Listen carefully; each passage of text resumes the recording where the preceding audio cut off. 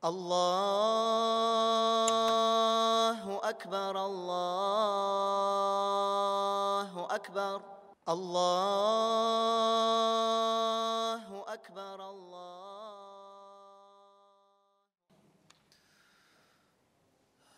إن الحمد لله نحمده ونستعينه ونستغفره ونعوذ بالله من شرور أنفسنا ومن سيئات أعمالنا. من يهده الله فلا مضل له ومن يضلله فلا هادي له.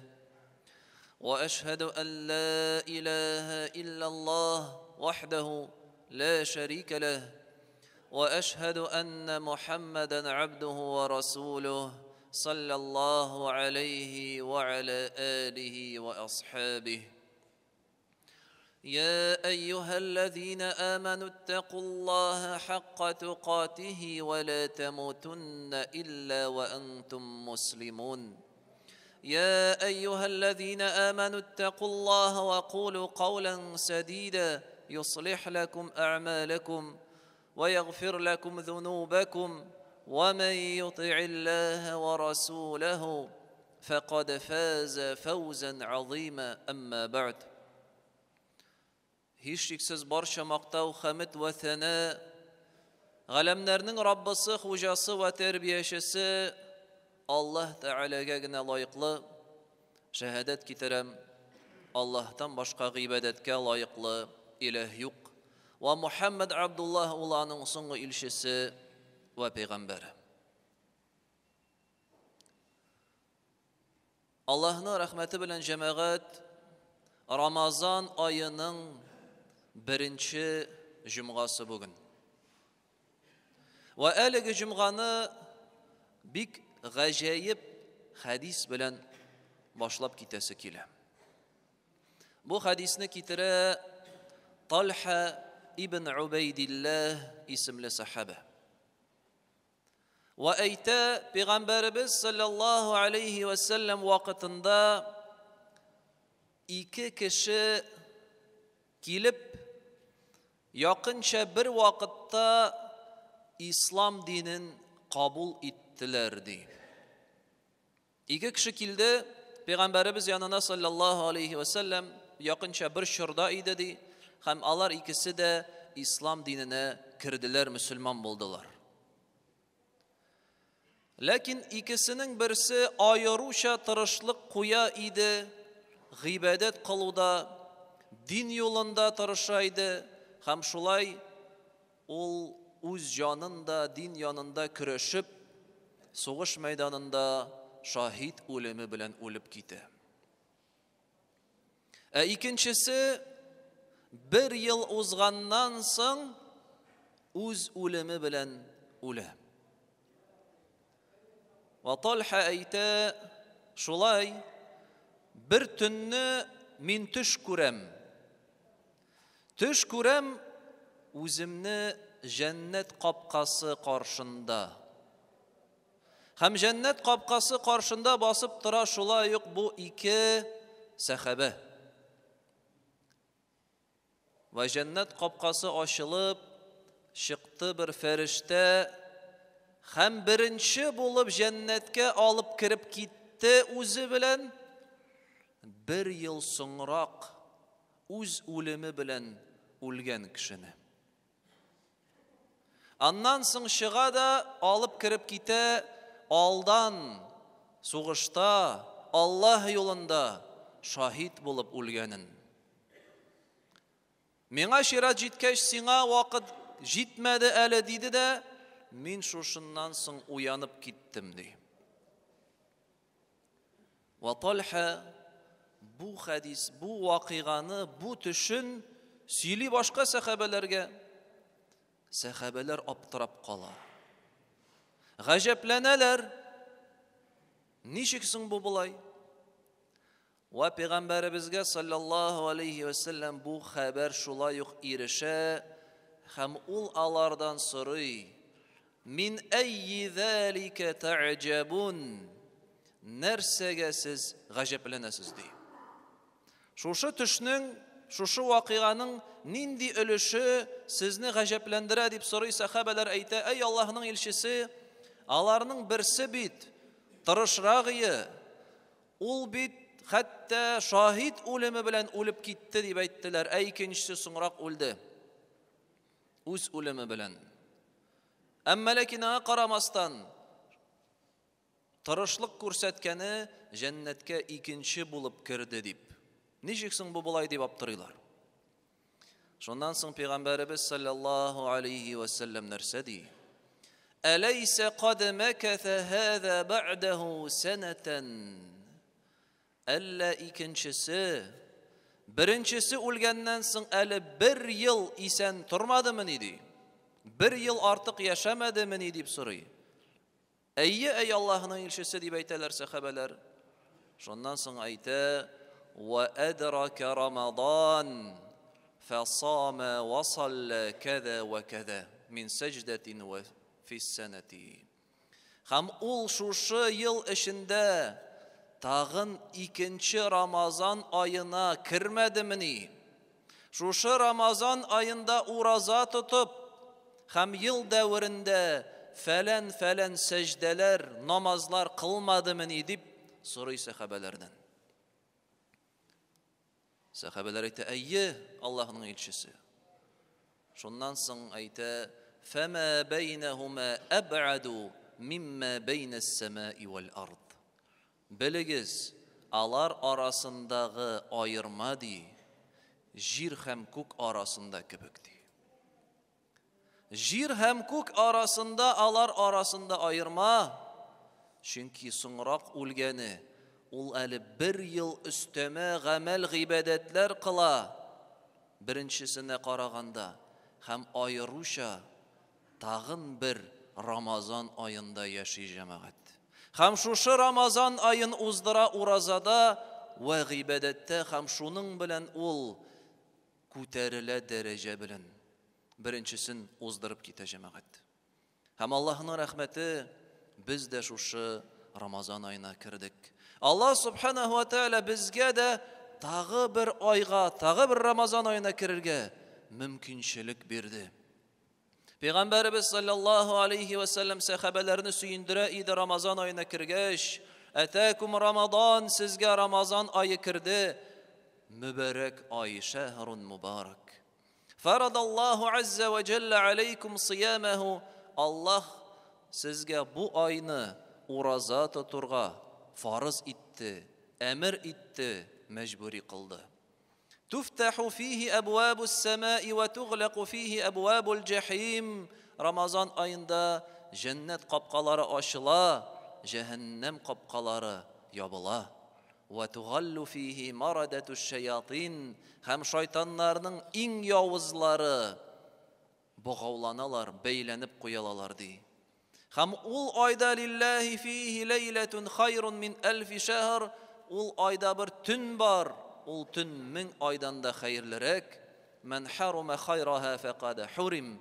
Кем шушы айның, шушы төннең хәерлесен, файдасын күрә алмый икән, гыйбадәттә уздыра алмаса, ул мәхрум булыр дип әйтә Аллаһның илчесе. Бу җәмәгать һичшиксез һәрберебезгә сөенеч хәбәр. Аллаһ субханаһу ва тааля безләрне кертте шушы Рамазан айына кадәр. Исән имин башлап җибәрдек. Һәрбер мөселманның күңелендә сөенеч, шатлык һәм тетрәнү. Әлхәмдүлилләh. Әмма ләкин җәмәгать сөенеч белән бер хәдис бик нык күңелне борчый. Аллаһның илчесе саллаллаһу алейхи ва саллям әйтә: "Рубба саимин лейса лаху мин сиямихи илля ал-җу'у вал-аташ." Бар шундый ураза тотучылар, аларның тоткан уразалары аш тору һәм сусаудан башка бер файда китерми дип әйтә. Шундый ураза тотучылар бар. Ул уразасының бер файдасын күрми кеше, бары тик аш торган һәм су эчми торган булып кына чыга. Ягъни җәмәгать, кеше көнең буе иртәннән кичкә кадәр уразада ашамый, эчми, хәлсезләнә, арый, нәтиҗәсе бу уразасы аңа бер файда китермәгән булып чыга.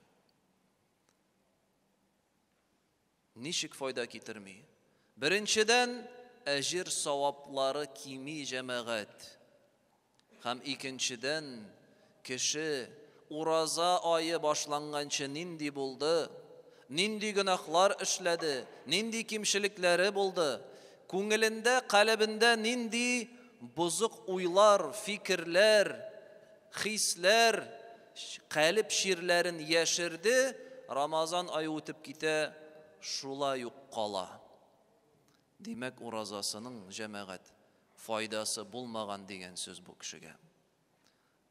Дәваны ул кулланды, ураза бирелде аңа ширләрдән, бигрәк тә калб ширләреннән, күңелдә булган хөсетлек, горурлык, гыҗеплек, тәкәбберләнү, бер-береңә ачу тоту. Рамазан айы килде, менә ул дәва, шушы ширләрдән чистарынуга ул дәваны кулланды, эчте, ләкин дәваның файдасы булмады аңа. Ни сәбәпле? Монда җәмәгать ике төп сәбәп әйтергә мөмкин без. Беренчесе, кеше уразага керә, ләкин нигә ураза тотканын ул аңламый. Уразаның максатын белми. Нигә Аллаһ субханаһу ва тааля безгә аны йөкләде, ураза аша бездә нәрсә тәрбияләргә теләгәнлеген кеше уйламый һәм белми. Ва икенчесе, ураза тотканда аның тәртибен тиешлечә алып бармый. Шушы ике сәбәп. Беренче сәбәп уразаның максаты җәмәгать. Уразаның максаты дигәндә уйланыйк әле, ураза тотучы нәрсәдән тыелып тора? Ашау, эчү һәм җинси якынлык кылу. Менә ике кеше тормышында булган ләззәт. Аның берсе ашказан ләззәте, ашау, эчү. Икенчесе җинс әгъза ләззәте. Әгәр дә шу ике ләззәткә бирелсә Рамазан эчендә, аның уразасы бозыла, без беләбез. Аннан өстәмә әле 60 көн буе кәффәрәт тә кылырга тиешле була. Ни өчен шушы ике әгъза җәмәгать? Чөнки менә бу ике әгъза кешенең гөнаһка этәрүче, бозыклыкка китерүче әгъзаларның рәисләре булып тора. Аеруча ашказаны җәмәгать. Пәйгамбәрбез саллаллаһу алейхи ва саллям әйтә: "Ма мала ibn Adama wi'an sharran min batnihi." Адам баласы үз ашказаныннан башка начаррак савыт тутырганы юк дип әйтә. Иң начар савыт кайсын кеше тутыра, ул аның ашказаны ди. Ва шушы хадистән галимнәребез әйтәләр, ашказаны бүтән бозыклыкның чыганагы булып тора дип әйтәләр. Ашау, эчү ул кешенең беренче хаҗәтләре, первостепенные потребности. Һәм кеше менә бу хаҗәтен нинди дәрәҗәдә үтәвенә карап, кешенең рухы, җаны тәрбияләнә. Әгәр дә ул ирек бирсә, ашказанын рәхәтләнеп ничек тели тутырып ашый башласа, ул вакытта нәфсе башка төрле ләззәтләр эзли башлый. Җинс әгъзасы белән бәйле ләззәтләр, күз, колак, тел һәм башкасы төрле ләззәтләргә яңа һәм яңа ләззәтләр уйлап чыгара башлый. Һәм без аны күрәбез дә җәмәгать. Әгәр дә тарихка карасак, яисә бүгенге дөнья тормышына карасак, кайдан чыга һәр вакыт төрле җирәнгеш, кеше табигатына каршы булган уй фикерләр һәм гөнаһлар. Ливат, лут, ир белән ирләрнең бергә никахлашулары. Шундый җирәнгеш, кабахат гөнаһлар, аңа ошаган гөнаһлар. Кайда алар чыгалар? Мәдди яктан алга киткән бай илләрдә җәмәгать. Чөнки андый илдә яшәүче кешенең ашказаны тула, тук булгач аңа тагын нәрсәдер кирәк, башка әйбер. Башка ләззәт эзли башлый ул. Шуңа да Аллаһ субханаһу ва тааля безгә ураза фарыз итте җәмәгать. Аллаһ субханаһу ва тааля белә безнең нәфсебезне. Иннән нәфсә ләәммаратун бису, кеше җаны, кеше нәфсе ул начарлыкка өнди. Аны тыймасаң, кулыңда тотмасаң, ул әллә нинди бозыклыкка барып җитәргә мөмкин. Һәм менә ураза тотып, без тәрбиялибез үзебезне. Үз җаныбызны кулда тотырга өйрәнәбез. Теләсә нинди кешенең үзенә, гаиләсенә һәм җәмгыятькә гомумән бозыклык, зыян китерүче гөнаһларга, кабахәтлекләргә барып җитмәсен өчен. Менә җәмәгать уразаның максаты нәрсәдә? Ни өчен Аллаһ субханаһу ва тааля безгә аны йөкләде? Һәрбер гыйбадәтнең бар хикмәте җәмәгать. Һәм уразаның иң олуг хикмәте ул нәфсене тәрбияләү, үз җаныңа кул хуҗа булырга өйрәнү.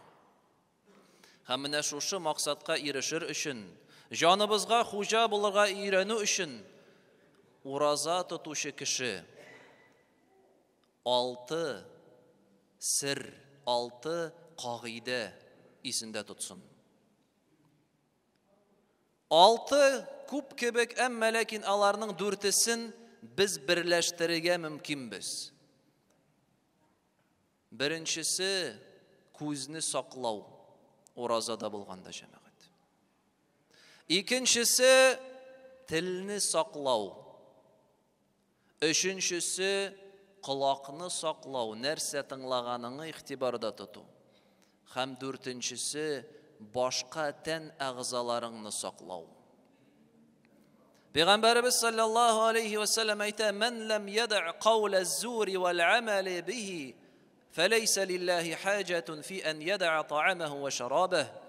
Кемдә кем бозык сүз әйтүдән һәм бозык эш эшләүдән, гамәл гөнаһлардан тыелмаса, Аллаһ Тәгаләгә аның ашау һәм суын калдыруы кирәкми дип әйтә.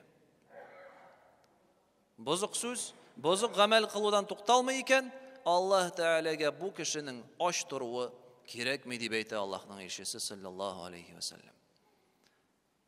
Күз, тел, колак һәм бүтән тән сакларга нәрсәдән? Әлбәттә, иң элек ул харам тыелган гамәлләрдән. Күзеңне харыйсың, саклыйсың харамга караудан, телеңне саклыйсың гайбәт, ялган, бухтан, бозык сүз сөйләүдән, колагыңны саклыйсың тыелган, диндә тыелган сүзләрне ишетүдән һәм тыңлаудан. Ва 4-нчесе бүтән тәнеңне әлбәттә гөнаһ һәм харам әйберләрдән саклыйсың. Әмма ләкин җәмәгать харам әйбердән генә саклау түгел. Ураза тотучы кеше бу әгъзаларын әле уразада булганда Аллаһны искә алуга комачаулаучы гамәлләрдән сакларга тиеш. Күз, тел, колак, бүтән тән харамнан аңлашыла, тыйырсың. Әмма ләкин никадәр эш, сүз, гамәл бар, ул асылда гөнаһ түгел, ләкин ул комачаулый безгә Рамазан айында уразабызны тиешле рәвештә тотырга, Аллаһ Тәгаләне искә алырга. Күпме вакыт уза телефонда юк-бар яңалыклар укып, шуларны карап, үз ара буш сүзләр, ниндидер дөнья мәсьәләләрен сөйләшеп, яисә хәтта җәмәгать бу айда кирәкми үзеңнең тәнеңе артык физик нагрузкалар белән дә йөкләргә. Әгәр дә эшеңне туктатып тора аласың икән бу айда, Рамазан айында туктат син аны. Ниндидер кемнеңдер бәлки спорт тренировкалары бардыр. Рамазан айында җәмәгать туктатып торырга кирәк аны. Бу дөнья гамәлләре алар бер кая китми. Әмма ләкин Рамазан айы киләсе елга исән торасыңмы, юкмы? Димәк, тәнебезне, тел, күз, колак һәм бөтен тәнне җәмәгать тыярга кирәк. Харам һәм Аллаһны искә алуга комачаулаучы гамәлләрдән. Шул вакытта кешенең күңеленә уразасы тәэсир итер һичшиксез. 5-нче сер: ифтар мәҗлесләрендә җәмәгать артыклыкка бирелмәү. Менә бу бик зур афәт, бида. Кеше Рамазан айында ел буе ашамаган ризыклар ашый башлый. Ел буе ул аның турында уйламаган иде. Аның өстәлендә ул булмады да, ләкин Рамазан айы керде. Ифтар мәҗлесе җиткәндә аның бысын ашыйсы килеп китә. Кибеткә керә дә тигесен ала, 3-сен, 4-сен ала. Һәм Рамазан айы кайбер кешегенең әйләнә ашау айына. Матур итеп, тәмле итеп, төрле ризыклар көйләп, ләззәт айына. Без яңа гына әйттек, җәмәгать ураза тотуның максаты нәрсә? Нәфсене тәрбияләү, аны кулда тоту. Әгәр дә син ифтар җиткәндә нәфсеңә ирек бирәсең икән, ул вакытта бу уразаның бер мәгънәсе калмый җәмәгать. Именно ифтар вакытында да инде ул сынала.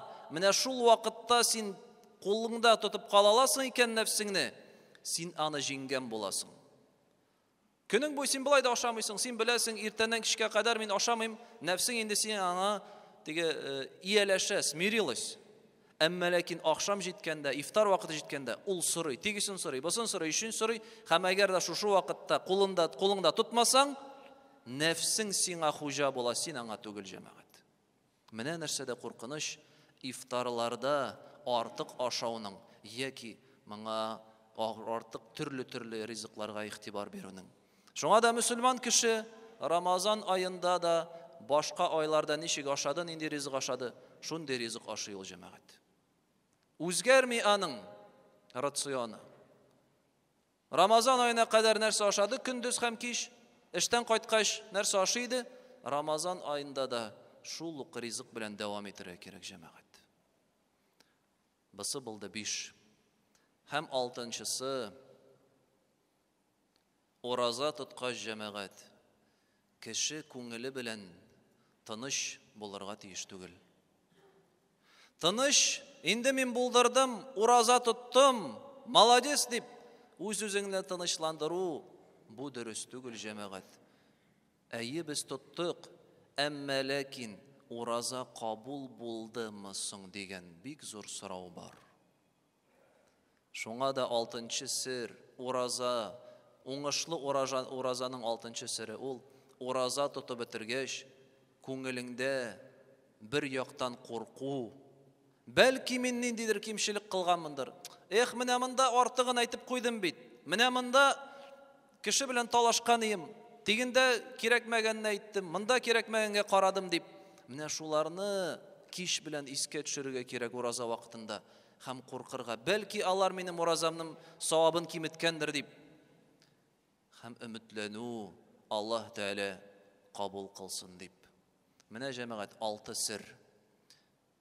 Күзне саклау, телне саклау, колакны саклау, тәнне саклау, гүнах һәм Аллаһны искә алуга комачаулаучы гамәлләрдән ифтарда артыклыкка бирелмәү һәм ураза тоткач курку һәм өмет арасында булу җәмәгать.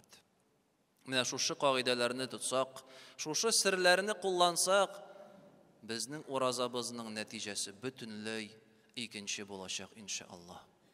أقول قولي هذا واستغفر الله العظيم الجليل لي ولكم ولسائر المسلمين فاستغفروه إنه هو الغفور الرحيم.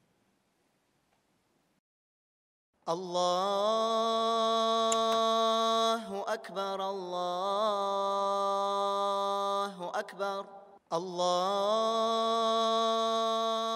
أكبر الله